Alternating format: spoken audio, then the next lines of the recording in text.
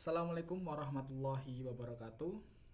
Kami akan mempresentasikan hasil dari kelompok kami mengenai tentang laporan analisis jurnal penetapan user requirement menggunakan persona. Perkenalkan, nama saya Rifki Andrian Pratama dengan NIM 2510605999. Perkenalkan, nama saya Taufik Nur Ramadan dengan NIM 251060500066. Baik, perkenalkan nama saya Muhammad Al-Fatih Saputra dengan NIM 251060505119. Dimulai yang pertama yaitu adalah identitas jurnal, di mana jurnal yang kita ambil adalah Designing Personas for E-Resource User in the University Libraries. Desain persona untuk pengguna e-resource di perpustakaan kampus. Di mana penulisnya sendiri yaitu Yuli Rohmiati, Tengku Siti Maryam Tengkuwo, Nuraidah Sahari, Isti Aisyah Hanafi, dan Faizan Hamar pada tahun 2023. Di mana sumbernya bisa diakses di link doi ini.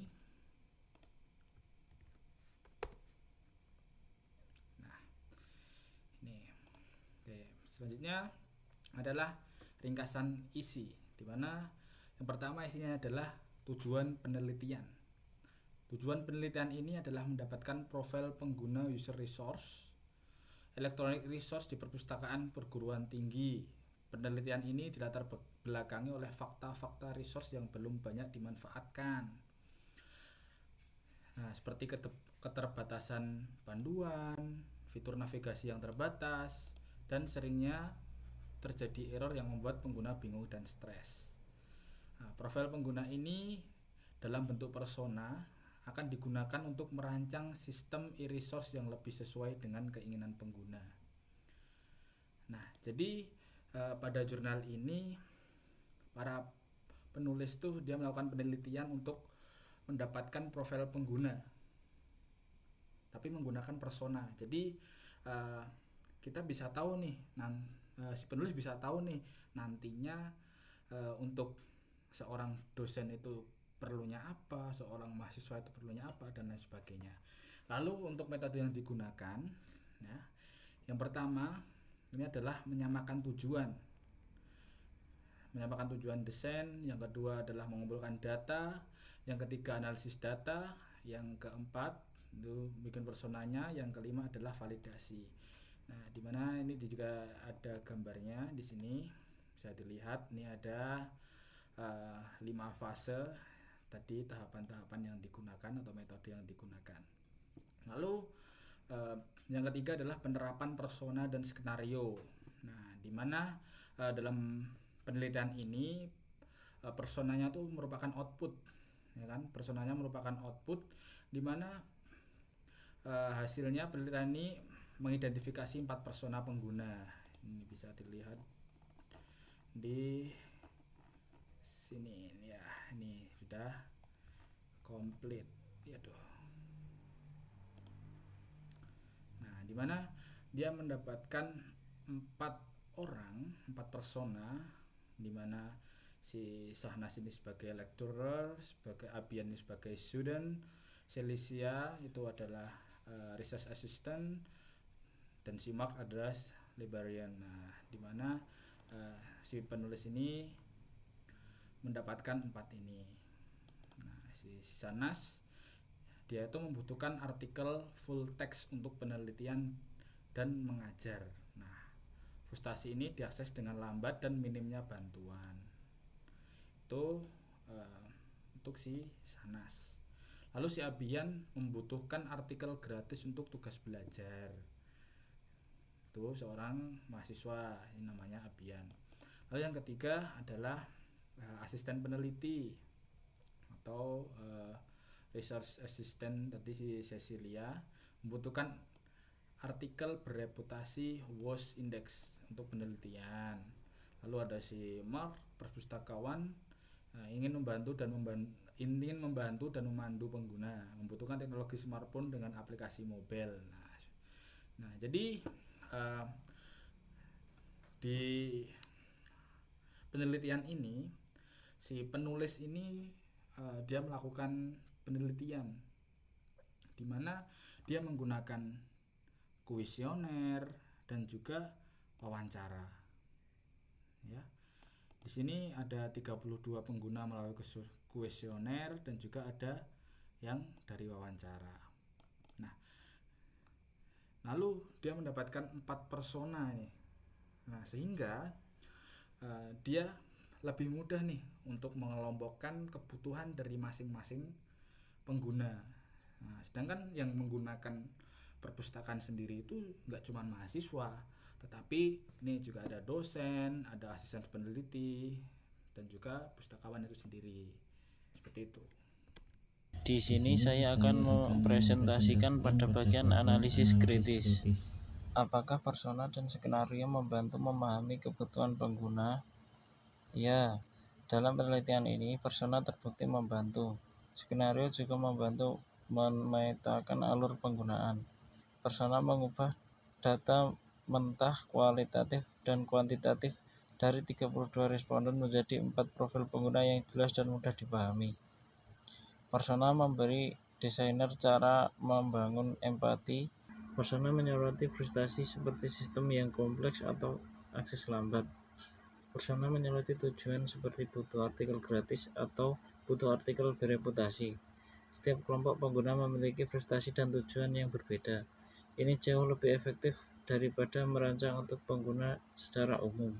Lalu apa kelebihan dan kekurangan pendekatan yang digunakan peneliti?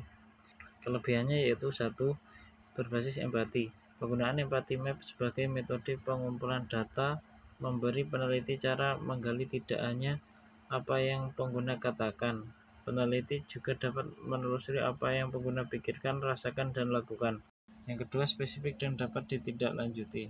Pendekatan ini menghasilkan output yang jelas, dengan poin masalah dan kebutuhan yang spesifik yang dapat langsung digunakan oleh desainer untuk perancangan sistem. Yang ketiga, fokus pada pengguna.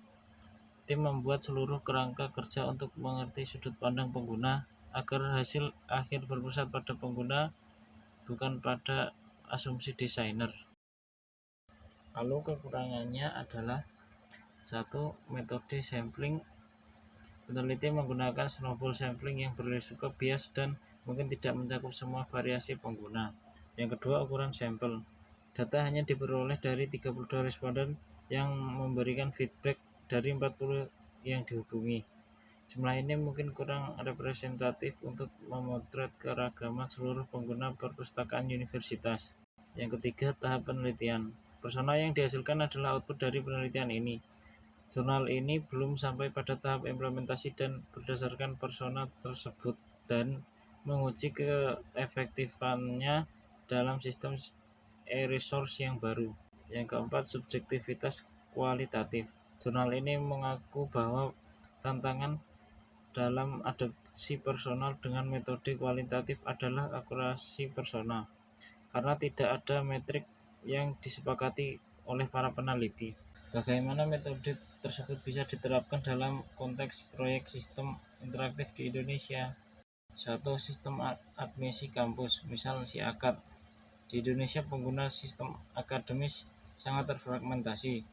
Metode empathy map dan persona dapat digunakan untuk membuat persona seperti mahasiswa baru, mahasiswa akhir, dosen, dan staf keuangan. Ini akan membantu merancang alur yang lebih efisien untuk tiap peran. Yang kedua, aplikasi e-learning. Sangat mirip dengan kasus di jurnal. Persona siswa SMA butuh akses mobile dan materi yang mudah dipahami, akan tetapi memiliki kebutuhan berbeda dengan guru yang membutuhkan fitur upload materi dan monitoring. Yang ketiga, aplikasi e-commerce. Metode ini dapat digunakan untuk mengidentifikasi berbagai tipe pembeli di Indonesia, misalnya pembeli promo, pembeli kebutuhan rutin, atau pengguna pemula.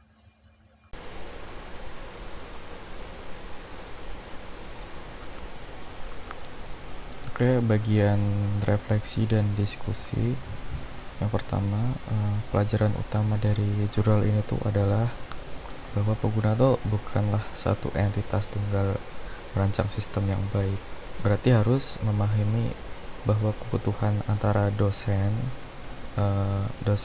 ini sains, kemudian mahasiswa si Abiyah, terus juga asisten peneliti si Cecila, dan pustakawan si Mark bisa sangat berbeda, bahkan mungkin bisa saja bertentangan.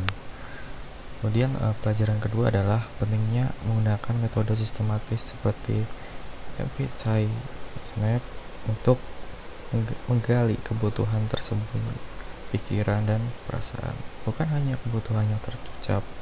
Persona berfungsi sebagai alat komunikasi yang kuat untuk menerjemahkan data penelitian yang kompleks menjadi profil yang manusiawi dan mudah dipahami oleh seluruh tim desainer. Kemudian berdasarkan alur dalam jurnal ini, framework 5 fase, langkah-langkah yang akan saya lakukan adalah yang pertama, melakukan riset awal fase 1 dan 2. Itu tidak akan langsung mendesain, jadi saya akan menentukan strategi pengumpulan data dan melakukan wawancara serta menyebar kuesioner pada pengguna nyata, misalnya mahasiswa, dosen, atau staf, untuk mengumpulkan data kualitatif dan kuantitatif. Kemudian yang kedua, menggunakan empathy map fase 3. Saya akan menganalisis data yang terkumpul. Kemudian saya juga akan memetakan hasil temuan ke dalam empathy map, pikiran, perasaan, ucapan, dan tindakan untuk setiap kelompok. Saya juga akan fokus mencari frustasi atau pain points dan tujuan mereka. Kemudian nomor 3, membuat 3-5 persona. Fase 4, dari pola data tersebut saya akan melakukan segmentasi dan membuat 3-5 persona utama. Setiap persona akan memiliki nama, deskripsi, tujuan, dan ilustrasi. Yang keempat, mengembangkan skenario langkah tambahan. Ini adalah langkah logis setelah persona. Jadi meskipun tidak dibahas detail di jurnal ini, untuk setiap persona, saya akan menulis skenario penggunaan user skenario yang spesifik. Contohnya, Abian nih seorang mahasiswa. Dia sedang berada di taraf prestasi umum dan baru ingat harus mencari 3 jurnal gratis untuk tugas. Dia membuka sistem e-resource perpustakaan melalui smartphone-nya. Dia ingin bisa menemukan dan mengunduh artikel itu dalam waktu kurang dari 10 menit sebelum jaringannya tidak stabil. Kemudian yang terakhir, yang kelima, validasi dan desain. Ini skenario tersebut akan menjadi dasar saya merancang aktif, user flow, dan antarmuka.